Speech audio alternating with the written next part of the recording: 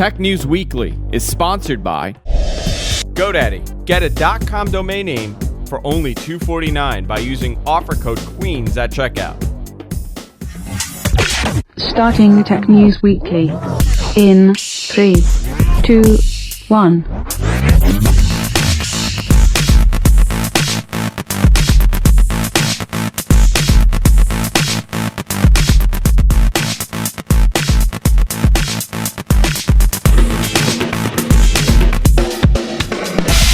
Hey everybody, welcome to Tech News Weekly. I'm your host, Andrew Zarian. Of course, I'm joined by John, as I am each and every week. How you doing, John?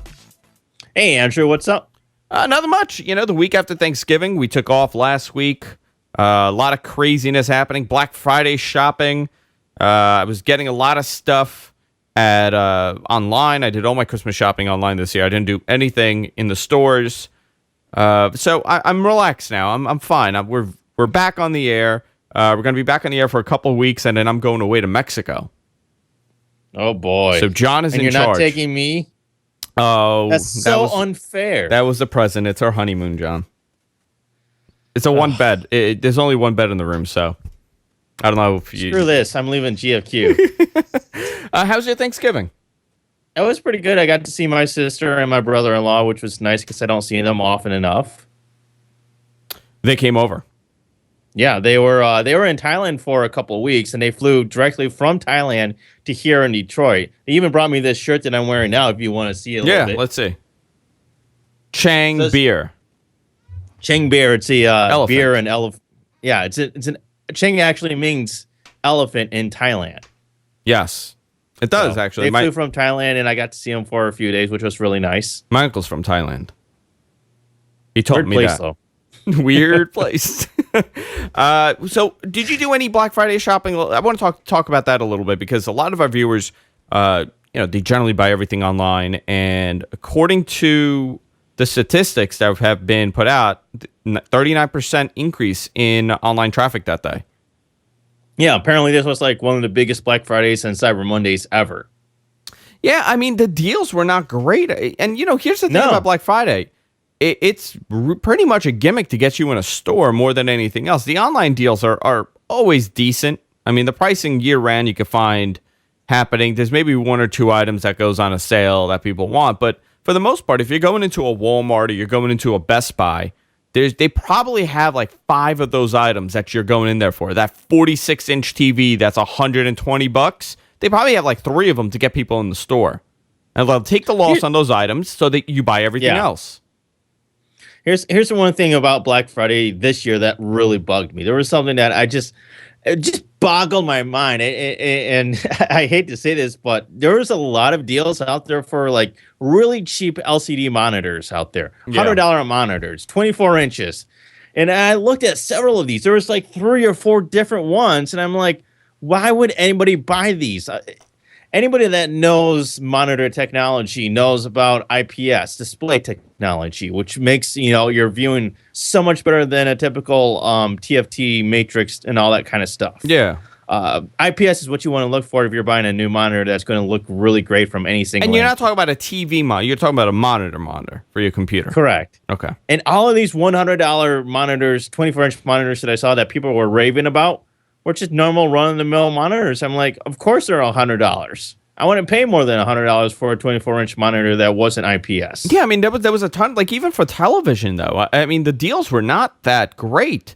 It seems like this year, like a couple years ago, was 720p TVs were cheap because everybody was buying 1080p, and so 720p was like virtually nothing. It was like a couple $100 for, I think I bought my brother 720p, 60 frames, 60 hertz. I think it was like $249. I bought a Toshiba TV. It was a great deal. But this year, it's the same exact thing. It's 60 hertz. All these TVs now on sale are 60 hertz. And right now, you're getting 120 hertz. The majority of TVs out there are 60 hertz. You're going to be tough to find more than 1 or 2 in any store that's going to be 120 hertz. Actually, the opposite.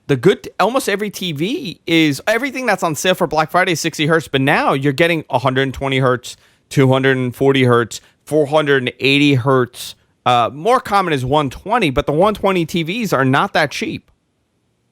They're not cheap I would at all. disagree with that. I don't know. When I was looking for my TV earlier this year, all I could see was 60 hertz. There was one or two that were maybe 120 hertz. I guess something's changed over the last couple months, but I was surprised at the TVs that they had, and also they were older TVs that they had in stock. And the same thing, 720p, 60 hertz, 55-inch for People $600. don't know any better for the most part, and that's not that great of a deal. You pay $100 more, and you're going to get a decent, something far better than what you're getting. It was crazy the amount of hype there was over Black Friday this year.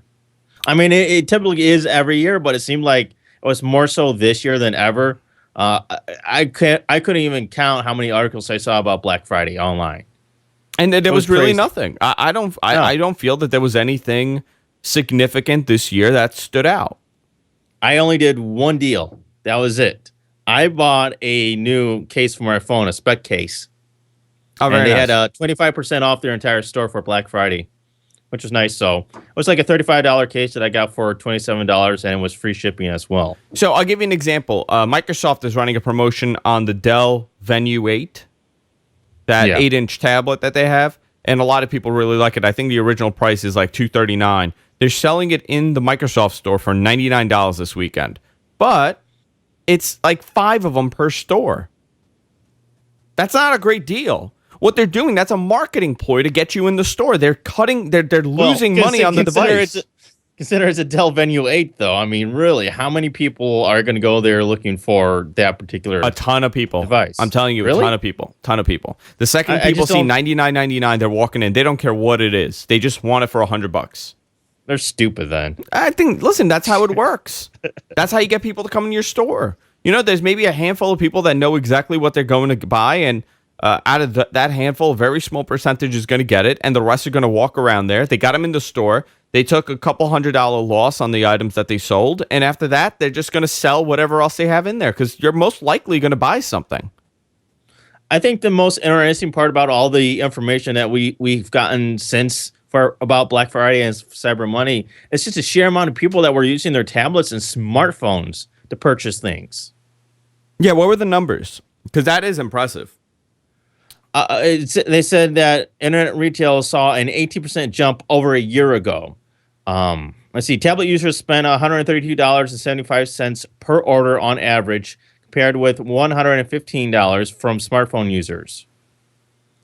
Smartphones accounted for almost 25% of all online traffic, compared with 14.2% for tablets. That's a lot. I'm surprised. So there was a significant amount of people that were using their tablets and smartphones to purchase things. I still don't feel comfortable buying stuff on my phone. Like, I don't go to Amazon's website on my phone and buy stuff. I don't go to, even on my tablet. But I don't we go don't and buy have stuff. to. I mean, it's not like we only have a tablet or a smartphone, and that's our main device. I mean, you got to consider that a lot of people nowadays, their tablet or their smartphone is their main computer.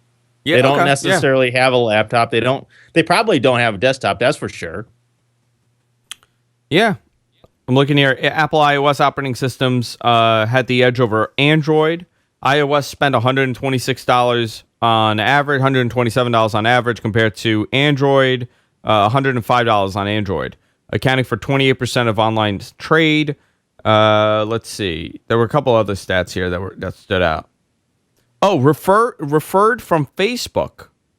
People that were referred from Facebook, it was $92. Interesting. These are fascinating statistics because they really show how people are behaving online and what they're buying. And I've noticed a weird thing because we have an Amazon affiliate program. By the way, guys, if you want to help us out, you could click on our Amazon link on the side or go to gfq.co/Amazon. We get a small percentage from every sale. We can't see who's buying stuff, but we do get like a list at the end of the week and it says, the items that were bought. And it seems like everybody bought their tech stuff leading up to Black Friday. And during Black Friday, everybody bought just their random Christmas gifts. I see a lot of toys, a lot of sweaters, shoes. There's a lot of random crap this year, too. Yeah, a lot of random stuff. And I think that's what people are doing. I think with these big ticket electronic items, you're not going to get the thing that you want on Black Friday. It's going to be a rare thing. But I don't think anybody should ever expect to. No, you shouldn't. But I think a lot of people think that way. That okay, I'm going to get my big ticket item with a sale on Black Friday.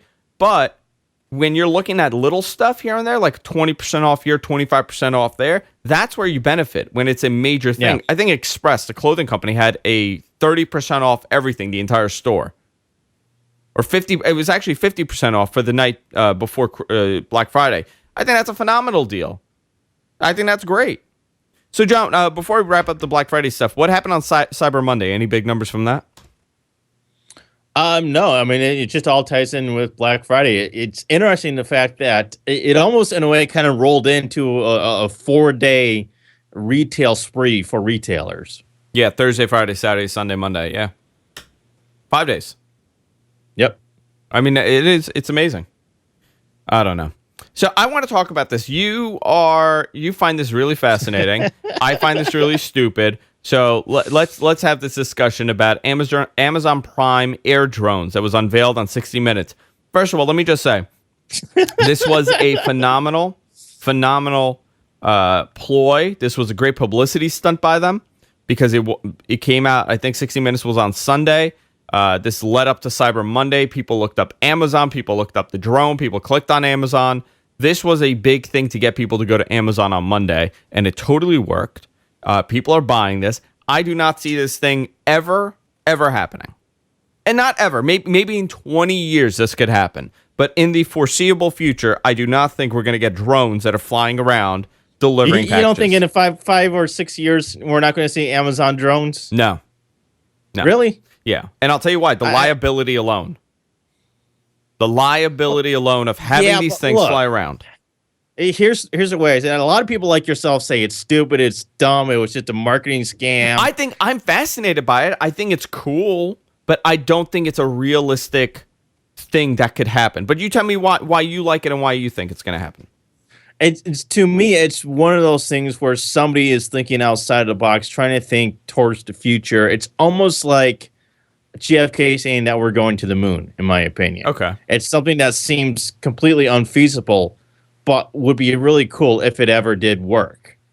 Okay, so my problem with this is there's a lot of control issues that they're going to have with this. One, but see, I'm not looking at it from anything technical. That's the difference. Well, no, absolutely, that's fine then. At anything technical whatsoever. I'm just seeing this as a dream that it is. It's a dream, and I'm not necessarily expecting it to be there in 5 years, but it would be really cool. It's one of those ideas that great. In the future, in 20 years, we're going to have flying cars.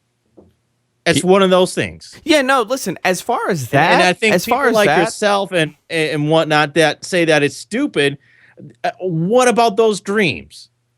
Listen, in the big scheme of things... In the big scheme of things, I think this is fascinating. It pisses me off. Okay. It pisses me off that people are like, oh, this is the stupidest thing. I don't even know why. It's just, come on. I see. Have but here's the imagination. Have some dream. I could see this happening, but I don't think Amazon is going to be the one that does it. Who's going to be doing it? Someone that could get regulation from the FAA. I think we're going to have companies. You don't think Amazon could do that? I don't know. Like I could see like a Virgin discovering a way to deliver, having like Virgin right now is one of the most, they're the forerunners in this private space program. I could see a company like that figuring out a way to have a inexpensive delivery method that's done by the air. And they'll probably go with UPS first. I think for Amazon, this is a big liability. I think for someone like UPS, they could definitely handle this because they understand delivery. Amazon, see, this is a fascinating thing about Amazon. Amazon is looking to get into the delivery system. They want to cut out the middleman. They want to do deliveries on their own, which I think is great. But I don't think this is something that they are going to be able to accomplish in the next 5 years. Now, in 10, 20 years, I think it's totally possible. I think they could come up with a system. But the way that it was presented today, there's a lot of problems with it. Sure. With the way that it's presented today. I don't think it's practical today, but this isn't something that we're expecting today. Well, I mean, he did say he expected it before 2015. You're talking, the segment said it won't be before 2015 at the earliest. So 2015 is in 2 years. The earliest he's anticipating this thing to have some sort of trial is 2 years. I mean, that's astonishing if that's possible. I don't think so. You don't think so? I think that's feasible for them to start testing some more. I don't see them as actually rolling this out in any sort of capacity, even a beta capacity in the next 2 years. You know where I do see this working out really well, actually? I don't see it working out well in New York, Chicago, definitely not Detroit, God forbid. I do see this happening in rural America, that you could set up these facilities. If you're 20 miles from the sorting facility or 20 miles from the distribution plant, I could see them doing this in those areas because there's no power lines, there's less people, you're not going to have people trying to steal this thing. It's a little bit more controlled because it's less populated. But like, can you imagine, John, in New York City, you're walking around town and you just see these drones zipping away in the air, just delivering packages? The other thing I do see them doing is for apartment buildings. So, for example, like if you're in New York, you could easily land this thing on top of an apartment building and have it distributed like that. That's so weird. Far better than landing it in the middle of the street. Well, what do you expect them to do in New York? You know what they should do? Every house should have like a little net on top of the house, and the drone just zips by, drops it in the net, and you grab your stick and you poke it away, and you get your package that way. So weird. I mean, listen, it's this crazy idea, and I do think we need a faster way of delivery. If they're trying to compete with the stores, which they're kicking their butt anyway. At least somebody is trying to come up with something.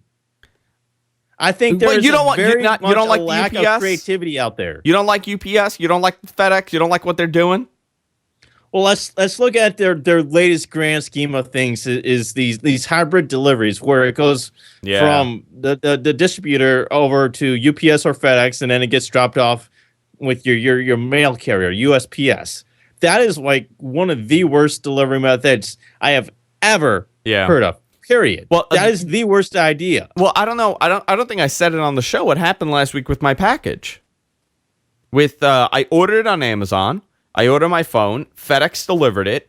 FedEx was supposed to do 2-day delivery, and then I found out it's 2-day delivery to United States Postal Service, and they had it for another day.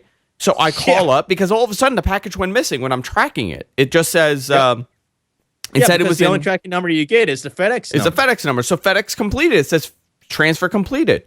So now I call up FedEx, and I'm like, hey, where's my package? I go, it was delivered. I'm like, nope. And they go, oh, yeah, it was delivered to USPS.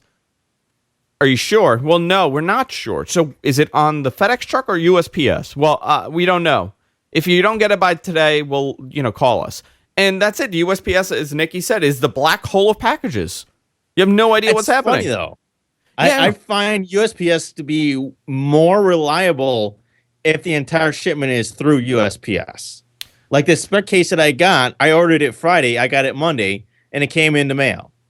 Now, if that had gone through UPS or FedEx first and then to the USPS, who knows what would have happened to it. But you know what else? I would have taken another 2-3 days. How is Amazon? I mean, I would die to know what Amazon is paying paying like UPS when they do those next day deliveries for $3.99. Like, how cheap is their deal with UPS where they're able to pretty much ship this thing for free? I have no idea. Like that's crazy. Even 2-day delivery's free. If you have Prime, you're paying $80. I mean, it's crazy. But you got to think about it. Amazon is probably one of the largest packages shippers out there. They're the only ones that could get. I mean, there's nobody else that has these phenomenal deals. Like their shipping is virtually nothing compared to ordering online. If you order from like a smaller retailer, you're still paying per weight. Like sometimes you look like even on Amazon. Crazy. Even on Amazon, when you're buying something, like if it's a third party, I'll see like the shipping is $22 because I order like a bunch of stuff, and I'm like, forget it. I'm not ordering from this guy. A lot of times, I'll if I'm looking for like a cable or something, I'll price it out on mono price. But then once you add on like $8 worth of shipping, it becomes impractical. Yeah. Oh, I yeah. just go on Amazon, find the same thing, and do Amazon Prime. Yeah. I think that's ridiculous that they're going to charge me $8 for a 1 pound package. That's It's ridiculous. insane. Talking about insane, Dell is preparing to unveil a 4K 24-inch monitor. It's a IPS LED backlit 380. It's a 3840 by 2160 resolution. I like this. This thing looks pretty good. Yeah. What's the price on it? I believe the 32-inch is $3,500, and the 24-inch is, I think, $1,400. If I remember. Like, there are like Sanyo 4K TVs on the market now. Yeah, and you can get a 4K TV for like $700, $780. Yeah, I mean, I'm right now looking to get a new TV, and I'm in this weird limbo where I know 4K TVs are going to be the big thing next year, next winter.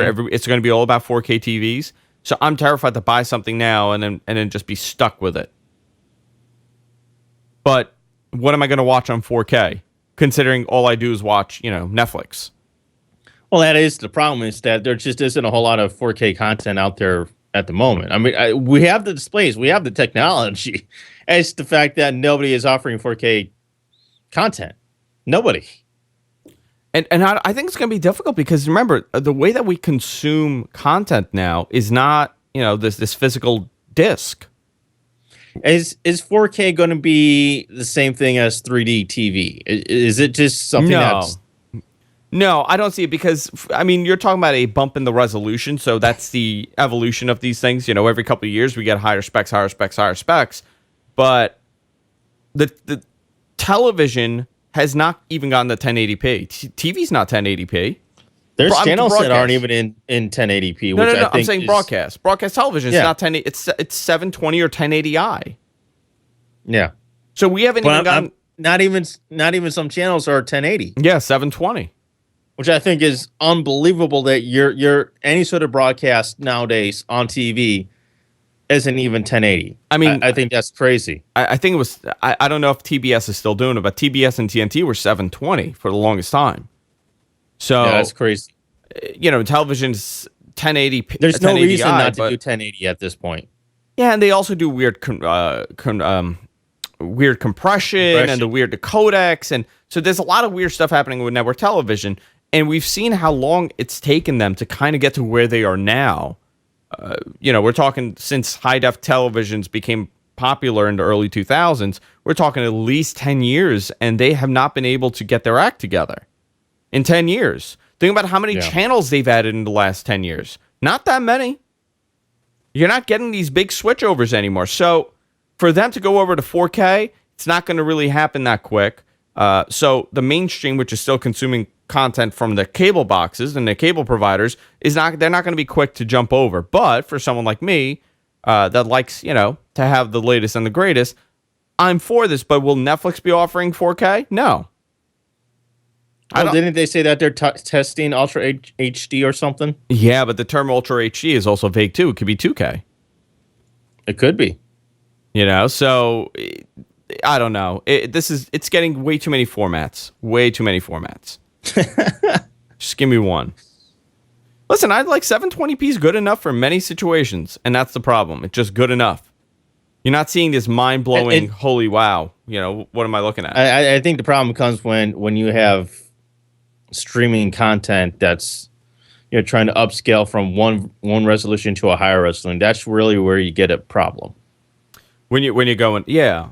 I am getting 1080p on Netflix now, and I have to tell you, it looks great. Like, it looks phenomenal, the 1080p that they're putting out there. The Super HD. That's what they're calling it. It looks unbelievable. HD. And, I mean, that, just for them to be streaming that, when they're streaming it to the internet provider, then I'm doing it over Wi-Fi, and it still looks amazing. I mean, they're doing something great, but right now, most people don't even have that. Most people are doing 720. So when they go to 1080, it's going to take years, bottom line. It's going to be a while. Which is unfortunate. Yeah, I mean, it is unfortunate, but what can we do? We're stuck. We're stuck, John. But let me ask you this, because you watch a lot of streaming content. Yeah. What do you see happening? I mean, you're consuming a lot of streaming media. Are you watching 1080p on Netflix? Don't ask me about Netflix. Yeah, you don't like Netflix. I know. I can't say that I've had the greatest experience with Netflix. I started using them this past month, and you're on my family plan, right? Yes. Okay. I am. Because I'm not at the point where I watch all that much. No, John on has an account. With, so. It says Suncast, and then I can see everything he's watching. A lot of children's shows. I don't know why. A lot of Doctor Who. A lot of Doctor Who and some kids show. No, I don't know what it is, but I've had very inconsistent and unreliable results from Netflix. Yeah, see, and that's the thing. I really think that some of these ISPs are doing something to it. I'm almost convinced that they are, because I know people in the same neighborhood. In certain parts, you have 3 different cable companies actually providing the service. And all 3 of them have totally different experiences on the same service. I mean, I certainly have enough bandwidth for 1080p streaming. There's no doubt about that. Oh, absolutely. I have the bandwidth for that. I'm just, for whatever reason, I don't know how or when I get HD on Netflix. And I've tried using the little secret diagnostic screen that you can get on Silverlight and Netflix. Yeah. I've tried that. Doesn't work. Yeah, see, you're even watching it on a computer, which is far beefier than my Google TV and my Roku. On the Roku, I have absolutely no problems, and I'm not doing wired.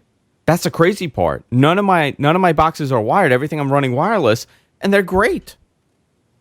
I mean, sometimes it takes a little while to buffer and to load it, but once it's loaded, boom, I'm good. So it is interesting. I'm curious. No, I've had, and I hate to say this because I think Netflix is a good service, but from my experience, it hasn't been. I'm curious if our audience has these problems. There's been times where I've tried to skip ahead. Like, I'll cut out the previously on so-and-so. And so I'll fast forward a minute, and it'll take, 2 minutes for it to freaking buffer and start playing, and it's not even HD anymore. I also think they have issues depending on what time you watch it. I rarely watch it during prime time. Most of the time, this is my plan. This is how I consume Netflix. Jessica, that's all she watches. We no longer watch network television. We no longer watch the cable companies. We have some shows that we like Blacklist, and everything is DVR'd, but she'll watch Netflix. My brother watches Netflix all the time. I turn Netflix on. I put Always Sunny in Philadelphia on. I take an Ambien, and I go to bed. So I have no idea. I may be having the same problems as you. I may be watching in 180p. I have no idea because I am sleeping within 20 minutes of taking that Ambien. So maybe I've just been watching distorted video for years, and I have no idea. It could be. It could be, yeah. John, go into a story. I kind of find this really interesting. There's a couple stories here that kind of tie together. The first one is the fact that KitKat claims 1.1% of Android device share a month after launch. And that's disgusting. That's awful. Yeah. This is really funny because a lot of the people that I've seen discussing this say, that's wonderful, that's fantastic. Just think where it'll be in another 2 months. Yeah. Well, it might get to 1.8%. Let's compare that. iOS 7 reaches 70% penetration in North America 3 months after it launched. 24 hours after iOS 7 launched, it was already on 18% of iOS devices. Yeah, see, and this is, and I get the emails from Android users. Listen, I'm an Android user. I really like what they do, but I do not like certain things that really, really hinder my experience with it. One, this update situation is awful. I don't understand. And by the way, you just got a new Android device, too. I just got an LG G2. The phone came out in September. I think the phone was released September 10th. So when was that? It's not that old. It's not that old. It's running Android. But it only comes with 4.2, right? 4.2.2. Not even 4.3, 4.2. So it is 2 generations behind in their release cycle. The phone has the fastest CPU. It's a Snapdragon quad-core 800 processor. It has... the specs are phenomenal on this phone. One of the most beautiful displays I've ever seen on a phone, to be honest. I've never seen a phone with this type of display, and Samsung really comes close, but this is the best display I've seen on a phone. Camera, on the other hand, is atrocious, not because of the hardware, because of the software controlling the camera. There's a lot of issues with shutter lag. There's a lot of issues with inconsistency with the focus. There's a lot of, just overall, there's a lot of problems with that. And here I am. I like to take pictures. And for me, the camera is the most important part. The second important part is to have the latest and the greatest version of Android. This is insane that this phone doesn't even have 4.3. I think that's absolutely insane.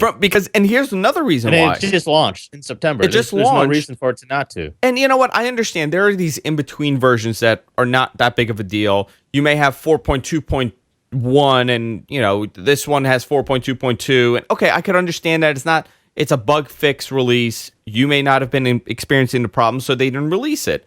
But for things like trim that was enabled on 4.3 and trim goes a long way on these drives. It really helps with the experience of using the phone. This phone does not have that version. So I can't get the full capability of my specs. It's insane. It really is one of the craziest things. The other thing is a bloatware, which I'm not going to get into now, but I just don't understand how this is something to be proud of. You have been this version of Android came out when? Over a month ago. And only 1% of the market has it. And I guarantee that 1% is probably the group that bought that Nexus 5. And whoever has probably whoever has a Nexus 7 tablet. Because Nexus 7 got it too. But nobody else has gotten this update. But whose problem is that? Is it Samsung? Is it LG? Is it HTC that's the problem? Is it the carriers that's the problem? Who should be responsible for this? I just don't understand that. It's probably a combination of both. Yeah, because the carriers don't want... Carriers don't want to do testing, and neither do the manufacturers. And so the end user gets stiffed. Yeah, and they also don't want you to have the latest and the greatest on your phone, because guess what? Then you're not going to run out and buy a phone. But here's the problem is that you just bought that phone. It just came out 2 months ago. Yeah.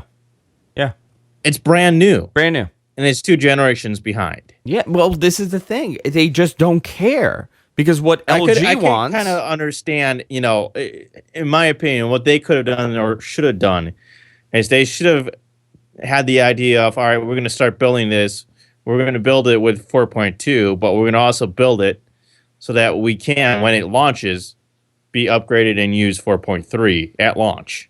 LG put out a press release, not a press release, but they were answering questions, and they said, well, we're hoping to get this released on the phone by March.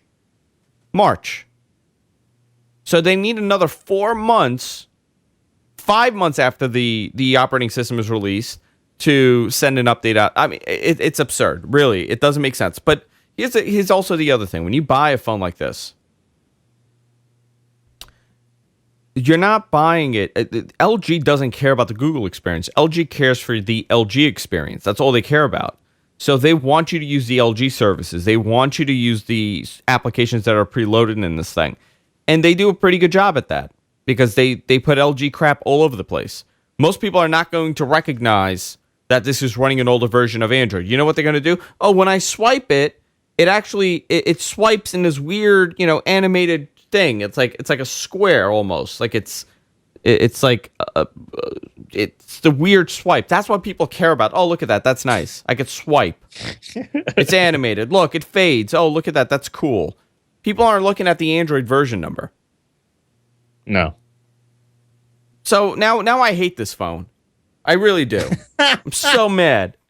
I'm so angry right now. I'm sorry, Andrew. I should have never brought it up. But it is ridiculous that it's only 1% of the market is using KitKat, which is a phenomenal... I'm disappointed because when you compare that to iOS, and I understand that Apple does have some sort of way to get at carriers and just kind of bypass them and do the update themselves. However, I don't understand why Google can't do something similar and at least make a more of a concerted effort in getting the latest onto phones. I mean, what? Because I don't feel that they're doing anything to help that process whatsoever.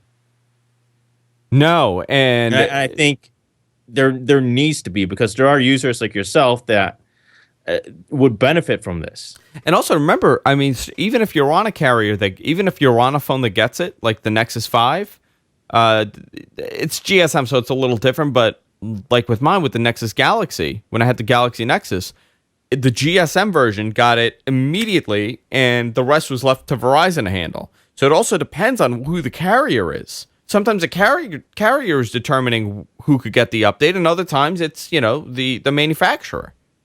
But I don't understand why Google can't put some pressure on these carriers. But here's the other thing. The Moto X got 4.4 on Verizon immediately. Yeah. So there's no rhyme or reason to any of this. Yeah, no, they're playing favors. They're manipulating the market. They're determining who gets it and who doesn't get it. And the rest of you, if you're not part of that select group that Google liked at that moment, you're not getting it for a while. And that's really disappointing. Because the Nexus 5 is not available on every platform. It's not available on Verizon. I don't know. iOS, like you said, 70% in North America. 70% of iOS users are using... I think that's absolutely amazing, too, by the way. That is mind-blowing, actually. That's a very high number. I thought it was 60, but it's 70. Yeah. But... And that's in just 3 months. And you know what? Also, think about, you and I will go and do that download immediately, but do you know how many people have that little pop-up on their screen right now saying, hey, there's an update for iOS, and they're just hitting bypass and not bothering with it? My parents just did that on their iPhone and iPad this month. But, I mean, look how long it took them to do it. Yeah, they just don't want to be bothered. So Apple is really good at forcing you to update. And that's why they can continue to support it. And that's why the overall experience on an iOS device, in my opinion, is going to be far greater than Android. For the average person, you're going to have a better experience because they're able to kind of push what they want. Within 24 hours, like you said, it was 18% were running it. And over the last couple months, 70%. That's very impressive. Yeah. What do you think of this, John? Apple, there's a report claiming that, since we're on the Apple topic, that they're testing a 12.9-inch iPad with 2K and 4K displays. It's not going to happen. You don't think so? That is the most insane thing. They're not even doing HD on their... well, they are HD, but they're not even doing widescreen yet. It's not 16 by 9. This comes from some sort of Chinese language publication that speculates that the 2K display-equipped 12.9-inch iPad could launch in the first half of 2014. And then the 4K equipped model would follow in the months later. I think that right there kind of makes the story dispels it for me. But I mean, they might be testing it. I mean, I could see them testing it. They're probably testing a lot of things right now. How do you feel about the larger iPad? Do you think they need a larger screen iPad? No, what they need a larger screen is a phone. Yeah, that's what they need to make bigger. You know, I mean, did this. Apple did this whole cop out where they made the screen taller when they really need to just do the overall size, not just the height of it. I think that was kind of a cop out, and people were kind of disappointed that, oh, look, we made it bigger, but you really didn't, because all you did was only the height. So that's really not making it all that bigger to begin with, by half an inch or something.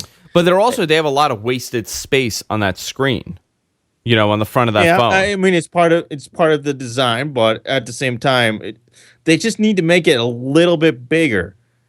I mean, 4 inches now? I mean, here, let me see something here.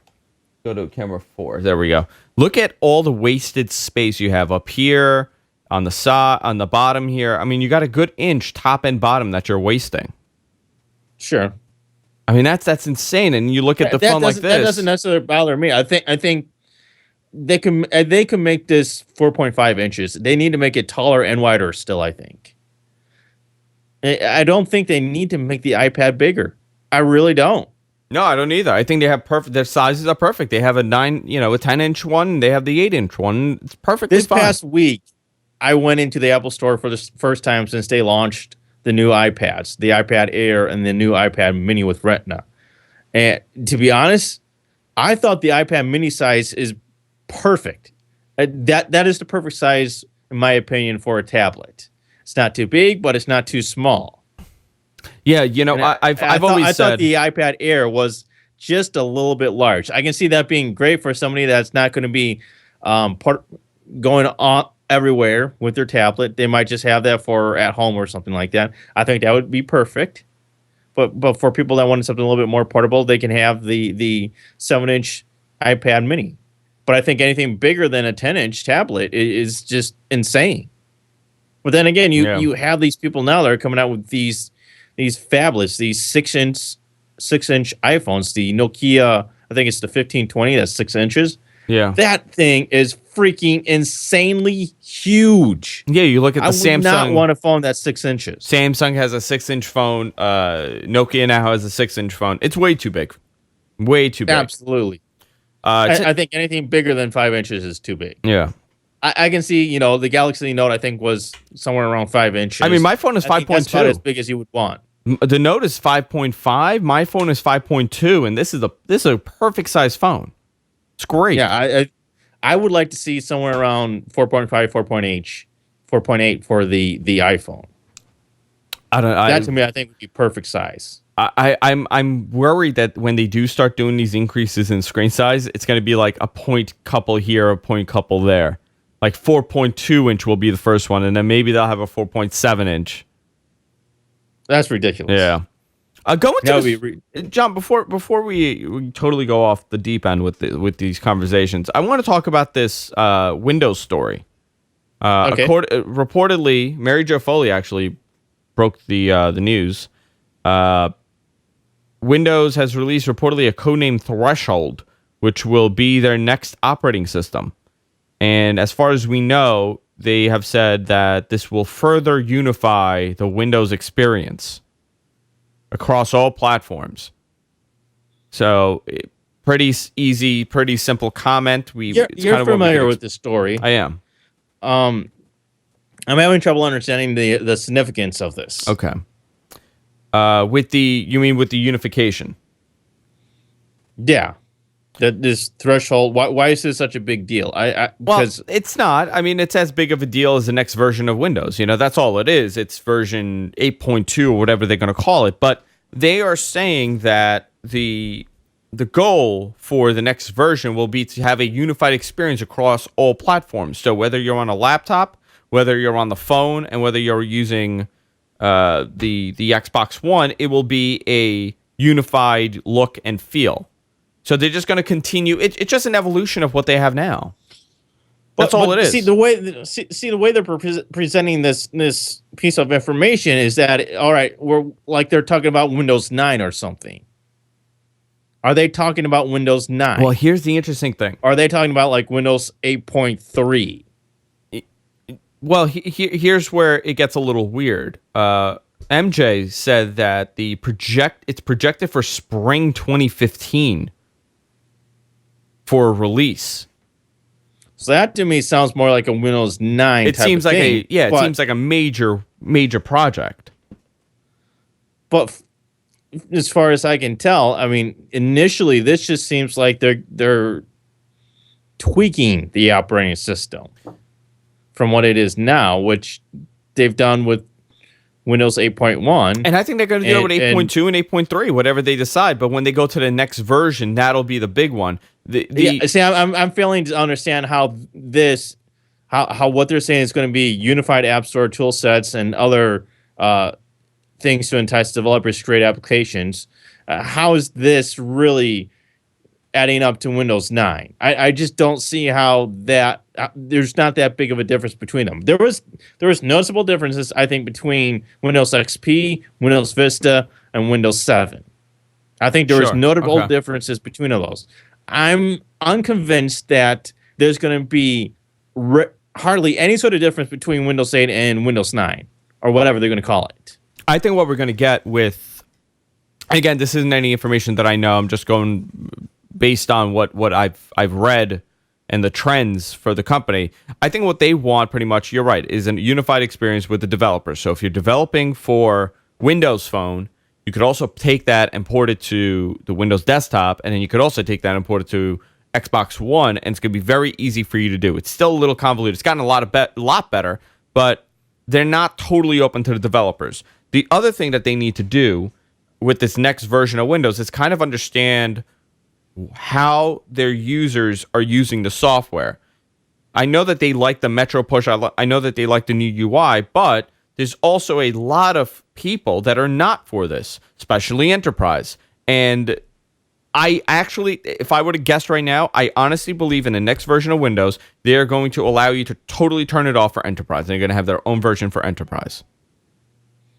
And that would be very interesting if they did that. Unfortunately, I don't feel the same way. I just don't see them. I see them as forcing something on people that there's a large section of people out there that don't like Windows 8, this whole Metro interface, and they're just going to force them because Microsoft supposedly knows better, has this grand vision of Windows that they want to go on, and I just don't think that's going to work for everybody. You know when they're going to feel the pressure? When right now, you got to also remember a lot of corporate use and a lot of enterprise use is still on XP, and they just started going to 7. A lot of these companies just started going to Windows 7. And when those companies are up for upgrades, these companies that have been using Windows 7, so in a couple of years, that's when a total meltdown, in my opinion, is going to happen, when these people start really rejecting Windows. So what's their other option? They really don't have one. They're kind of screwed with Windows 8, but they're going to feel the pressure. And I honestly, and they already have. You could kind of turn off Metro. You could kind of sort of do it right now. You can kind of bypass it, but you still have to use it for most things. Which is just it still has a split personality, which is jarring. If that's my whole problem, is that you still have this split personality where you're trying to do something in one interface, but then you have this whole other interface for other things. And I could see if they do, I mean, if that's what they're talking about as far as unification, and they're going to somehow get this all to work together seamlessly, then I could understand that. But the way they're going about it now, I just don't see that as working very well, because it is still kind of a Jekyll and Hyde operating system, in my opinion. Yeah, listen, I want to like Windows 8, and I've told Paul this, and I've told MJ. I mean, I've sat down with them plenty of times, drinking and having these passionate discussions. I want to like Windows 8, but I for whatever reason, I can't. And is it because... Now, here's the other thing. Is it because I have this idea of what Windows is in my head, and that's what I've used for the last 15 years? So that's why I'm rejecting this new interface, because it's different, and different is scary when you're used to something? Or is it that it's not actually really good? I don't know. I picked up the Mac operating system pretty easily. I picked up Linux pretty easily, but why can't I? To me, it's you're right. It's a Frankenstein OS, and to me, it doesn't feel comfortable for me to use. Yeah. And I'm sure Microsoft is aware of this. I'm sure that they know that a lot of users are not. And obviously, they want to make this easy for people. They want people to use it. It's not like Microsoft is saying, well, screw you, go use something else. No, that's not good for business. They want people to like this. So how are they going to do that? And I think that's the next step with this. Maybe there's a fine middle ground. And I'll give you an example, because, and I think you'll agree with me, I think Windows Phone is a great operating system. It's not something that I particularly care for. It's not my style, but I think overall it's a very complete and usable product, unlike Windows 8. Yeah. I don't know. But in large part, that's because you are presented with that only one interface for interacting with the phone. And I don't know if it's just having that one entire Metro interface on a desktop would make things better. But it's just one of those things where some of the choices they've made, in my opinion, just don't work together very well. I mean, even in the Metro interface on a desktop, some of the choices that have been laid out just don't make sense to me. Yeah, no, I agree with you. Hey, going to this USB story. I don't know why I found this interesting, but seems like we're getting a new connector.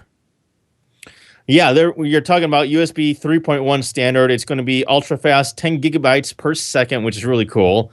And one of the big things that they're talking about with USB 3.1 is the fact that it's going to be reversible, much like a Lightning connector is, which I have right here. And you can see this.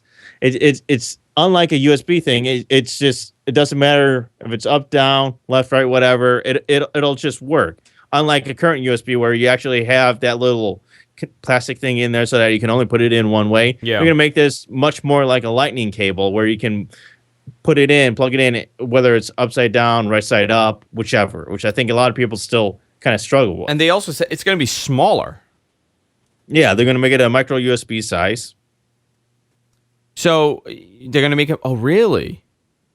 Yeah, it says it's going to be a USB Type-C connector, similar to size to existing USB 2.0 Micro B connectors. What's using mini connectors?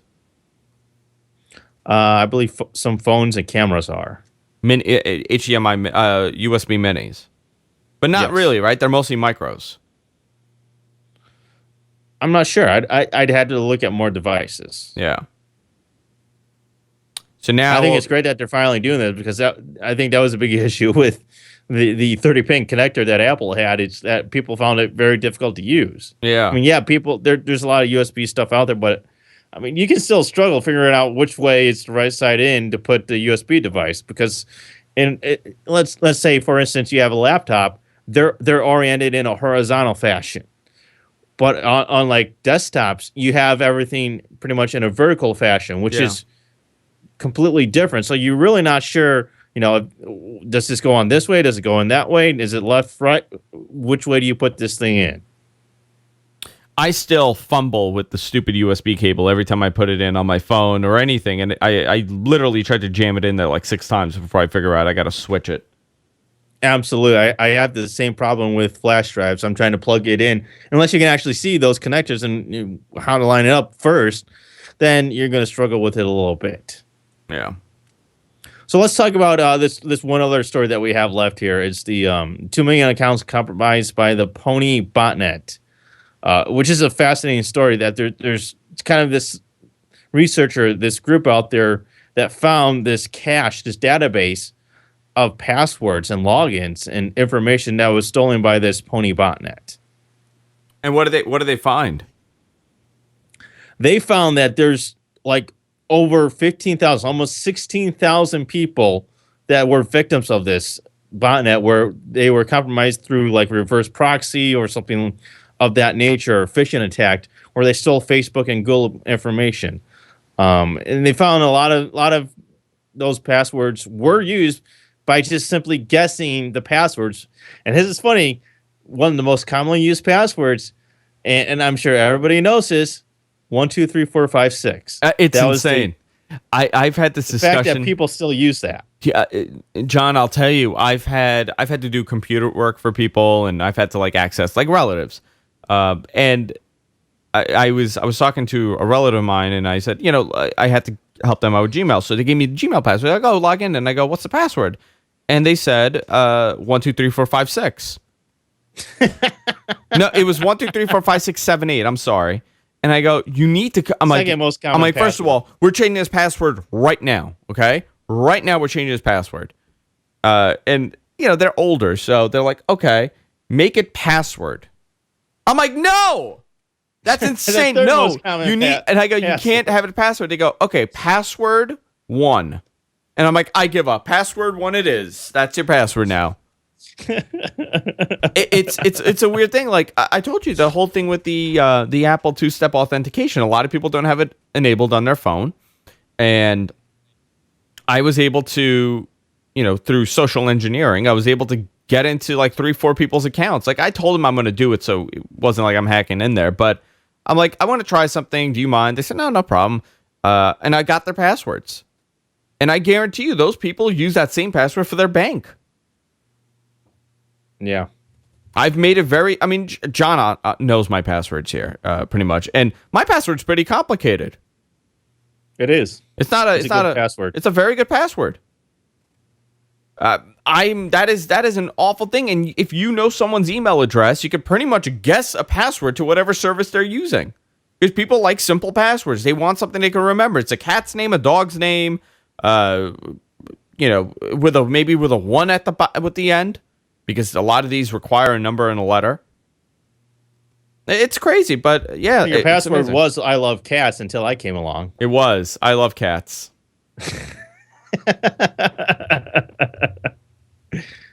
It is. All right, John. Let's do our picks of the week. What do you say? All right. We can do that. This is a part of the show where we pick a device, a website, a service, something that we like for that day, and we discuss it. So, John, what is your pick of the week? My pick of the week is a service called Zapier. If you've ever heard of If This, Then That, this is a very similar service that I started using, and in some ways I think it's a little bit more powerful.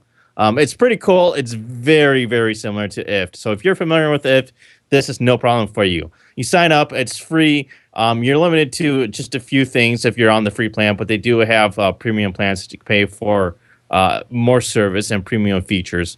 But it's really cool because they have these recipes, these zaps, as they call them. They can set up and do all sorts of things. For example, the other day I wanted to, I was trying to follow some information that was going on Twitter, but I didn't know like when somebody was going to say something on Twitter. So I wanted to be notified via SMS every single time that somebody mentioned a particular hashtag. So let's say somebody mentioned hashtag GFQ. I wanted to be alerted instantly on my phone. And you can do that with this service. You can easily set it up. It takes no more than a couple minutes or less, even just to set up a quick zap like that. And you get notified within 15 minutes or less whenever that action happens, which is really cool. It's, like I said, very similar to IFT. And you have all these little zaps. You have all these services, Dropbox, Evernote, RSS, Twitter, your email, Gmail, Trello, which is just amazing, all the different services that they have. In some ways, I think it's superior to IFT. In other ways, it's just very similar. So you're interested in that, it's Zapier.com. Very cool. And they have a pricing plan too, right? You could have a free plan or a price plan. You could do basic, business, and business plus, which will give you a little bit faster turnaround service on certain things. You can do a free trial, which will give you a premium service for 1 month. Try it out so that you can get your tasks to run every 5 minutes instead of every 15 minutes. Very cool. It's a very cool service, and in some ways, like I said, I like it better than IFT. You like it better than IFT? Yeah. I used to use IFT a lot, and then I stopped using it. Yeah. I just stopped using the service. I don't know why. All right, John, my pick this week, I guess a lot of you could have guessed it, is the LG G2 for Verizon. Now, I've been using this phone for about a week now, and there's a lot of things that I like, a lot of things I don't like. I spoke about it earlier on in the show. I love the fact that it's running the latest CPU out there for this thing, the Snapdragon 800 processor. It's a quad-core processor. Has a 3,000 milliamp battery, so the battery life is amazing on this thing, actually. Beautiful display, 5.2-inch display. Now, 13-megapixel camera also is running 4.2 Android. Now, here's the problem with... I'm getting a message. That is weird. Oh, never mind. Sorry. Boy, my brain just stopped. So when I got the phone, the first thing I do is take a picture, and I noticed that the camera's awful on this thing. So I'm going to do one right now. It's awful for the wrong reasons. It's not awful because the camera itself is bad. It's awful because the software is doing some weird processing with it and trying to do some exposure evaluation, and it overexposes everything by default. It always thinks it's darker than it actually is. So it's not that intelligent. So that's the problem that I have with the camera. The other thing is the bloatware that it comes with. There's a lot of bloat on this thing. Yeah, it doesn't get in the way of a lot of stuff that I do, but I'm not crazy about it. Another thing that they're doing, this is the first time I actually noticed this, John, but they're putting like trial apps on here. That's weird. And we're not talking like trial apps like if you like it, you could buy it. It's trial apps to services. So they have a caller ID service that actually works pretty well. Like whenever someone calls and I don't know the number, it'll actually recognize who they are. And if they are registered with whatever database that they're going through, it'll show an image. And most companies are popping up for me. Like if it's like a GoDaddy that's calling me, or if it's a Citibank that's calling me, an image will pop up and it'll say Citibank. So I thought that was pretty cool. But it's $2.99 a month. I don't want to pay for that. So I don't know. There was a couple things here and there. The LG interface does not get in the way. It's pretty good. I actually don't mind it. I thought it'd be a lot worse because I've used some of these phones that have their own little, UI touches and their own weird stuff that they do. The text messaging feature is really ugly. They do some weird like bubbled writing. They try to get a little Apple-ish and it doesn't really work. I use Hangouts instead because they do this so poorly. But overall, I do like the phone. I do think it's a pretty decent phone. If you don't care about, the couple software things that Verizon puts on there, and that you can't. By the way, you cannot uninstall unless you root it, and then you could uninstall that way. But overall, it's a really good phone, and it's really fast. And I got it for like $40 on Amazon. Verizon is selling it for $199. Amazon had it for $39. Wow. Subsidized. So it was actually a really good deal on the phone, and I'm liking it. It's all right. I'm waiting for 4.4 to be out on this thing, or someone to make a ROM for it, so I could root this thing and put a ROM on there. And then I'll be running the latest version. But overall, it is probably the best experience you will get from an Android phone currently because it is so fast. That's my pick. Cool. LG G2 for Verizon. All right, John. Hey guys, if you want to support us and you want to help us out, please, you could do so by going to gfq.co/Amazon. That's gfq.co/Amazon. When you buy something on Amazon, we get a small little credit for it. A couple percent here and there, maybe 4%, maybe 5%, maybe 10%, depending on what the item is. And it really helps us out. We're looking to do some upgrades for the new year. We're looking to upgrade the cameras. We're looking to upgrade John's mic.